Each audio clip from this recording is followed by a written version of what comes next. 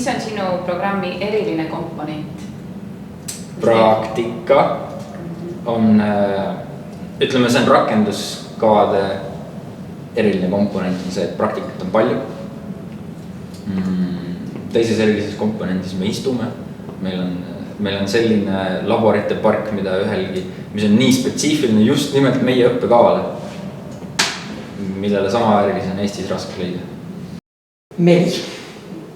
Et meri on ühel hetkel nii ettearvamatu, ta teeb asjad keerulisemaks kindlasti.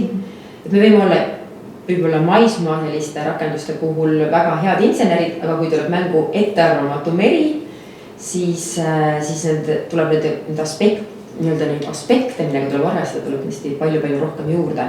Aga ühelt poolt jälle teeb asja keeruliseks, aga teiselt poolt ka põnevaks.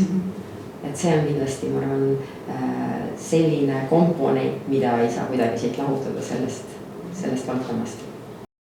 Võimalus teha midagi ei millestki.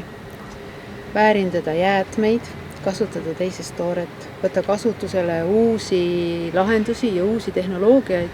Ehk siis seal on tohutu potentsiaal võtta kasutusele ja leida uudseid lahendusi kõiges selles, mida siiamaani ei ole kasutatud.